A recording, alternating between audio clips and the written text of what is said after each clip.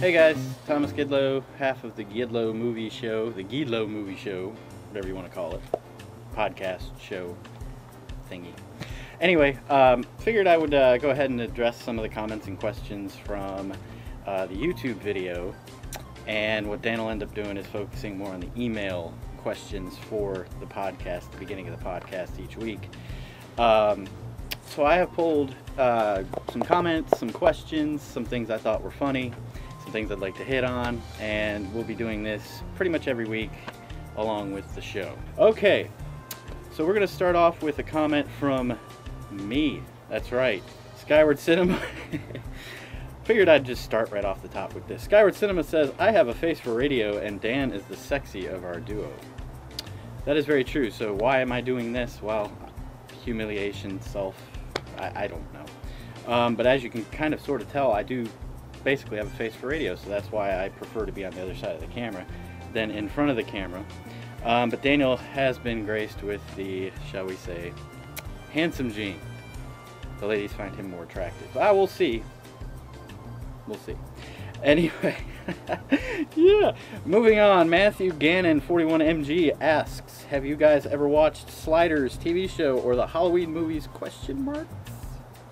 So yeah, we actually watched Sliders growing up. Very keen memories of Mr. Jerry O'Connell and Jonathan Rhys-Davies, I believe. Somebody's gonna really get me if I don't get that right. We did watch Sliders quite a bit. I don't recall a whole lot from that series except for the show where they went to a time where green was stop and red was go and everything was back. It was a good show. It was an entertaining show. Now I myself have not really followed much of the Halloween movies. I do know Jamie Lee Curtis is in a few of them. I do recall seeing a few in my youth, but I really haven't paid a whole lot of attention to them lately. But one of those things that I should probably go back and watch just because I'm more aware of stuff. And obviously they've produced 6 or 7 of those movies, I think. So yeah, but I'll have to go back and watch those. Robert Jones, excuse me, Mr. Jones. Listening to this episode, you have made me pay more close attention, ATGT, yeah, to the story arcs and plots of series and movies now. When I used to watch movies, if I don't get pulled in and understand the movie immediately, I just end up watching for the sake of watching something, LOL. Well, it's funny, I highlighted this because after I made my first short, Victor James, you can check it out on YouTube, just search Victor James. It's not the football player, it's the movie. Anyhow, after being a part of that, after directing that, coming back, the first thing that was on was Law & Order on the TV here at the house. And for about that whole show and pretty much every show I watched for a good long time after that, all I could ever focus on was the cuts and just every little integral part of, you know, the whole process. Now that was a TV show, but it's basically the same for movies in that you recognize a lot more when you are behind the camera and you're part of a production than you necessarily would if you wouldn't, perhaps. So yeah, that's pretty much that, and that's the reason why I wanted to bring that up. I do definitely pay a lot closer attention to the little intricacies of film and TV. All right, S1 Encron 1Z3R says he completely agrees that Famke Janssen is still hot. Not much I gotta elaborate on that. I just was talking to Daniel before we did the podcast last week, and she doesn't seem to age. At least she ages more gracefully than, say, like Demi Moore. Yeah. Anyway, Hall of Game 11. I'm not going to read the entirety of the comments here, but as you can see on the screen, Nolan utterly ruined Batman, and before the Nolanites come and try to defend, let me explain. I like superhero movies that stick to their source. I kind of understand where this guy's going here, where Hall of Game is going with this comment. I would have to disagree that Nolan ruined Batman. It was just a different take, a little bit more realism put into it. And I understand where kind of the duress would come from, that it didn't really follow maybe the comic book or previous versions. The sort of the comic-iness maybe of the series and of the franchise, but something's walking around over there. There's no earthly way of knowing He's singing which direction we are going. There's no knowing where we're going. Generally speaking, I do like more of a realistic take on films, particularly with the comic book stuff, but I can understand where some apprehension may come into play.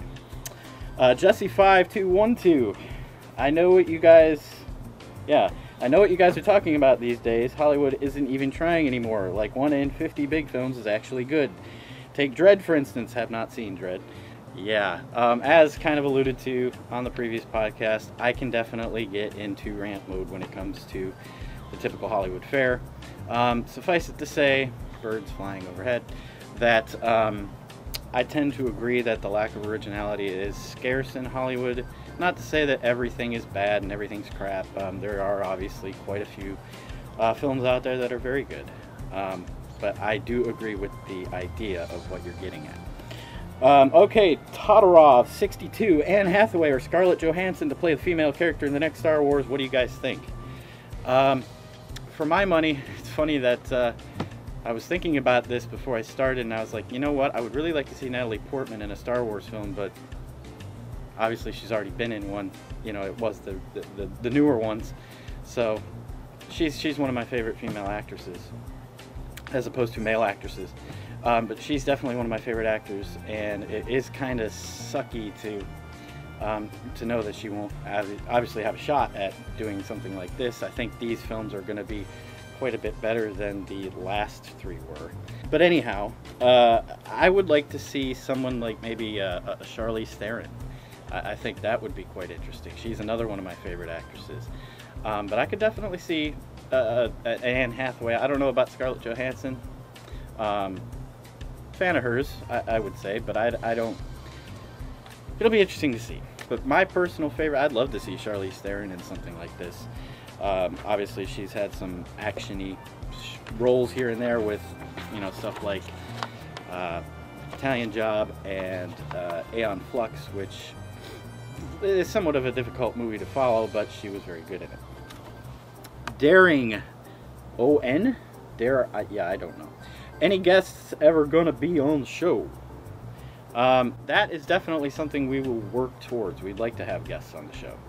I think it'll be pretty interesting to see who we might be able to get on the show. But that is definitely something we're working towards, and we will keep you guys apprised. Mr. Linney with a lot of Y's. I hear Dan's echo, I'm guessing through Tom's speakers, not trying to be a prick. Just saying it's funny because it's almost meant to be there. Well, yeah, the first episode, completely my fault. Had it playing and it was way too loud and you could hear it through my mic. It's funny, the second episode, the first 8 or so minutes, we did it in such a kind of a choppy way. We did some one day and then finished it up the next day. Dan was having some internet issues, so, you know, we were having some trouble. But anyway, definitely something I realized about 8 minutes into the podcast this last week, and will definitely be fixed. I will not forget to turn my headphones down again. Thank you. Alright, seeming having some camera issues, so I'll try to go through this here real quick. But that brings us to our really creepy, kind of weird, sort of humorous comment of the week. It comes from Amado Mayday. You're a funny guy, Tom. I think I'll kill you last. Well, I like to kind of look at things glass half full, positive, take the positivity out of things. Thank you for telling me that I'm funny. And please don't kill me. Please. Jizzy852 with the undecipherable comment of the week.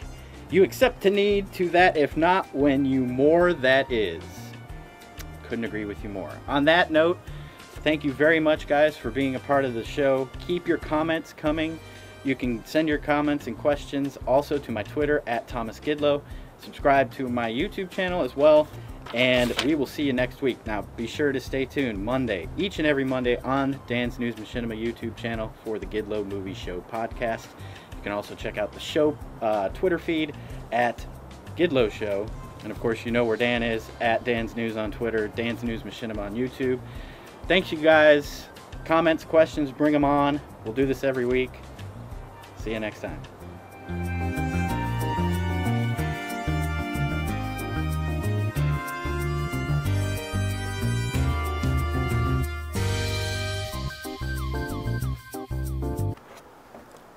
Just the cold, or what the hell? Stupid camera!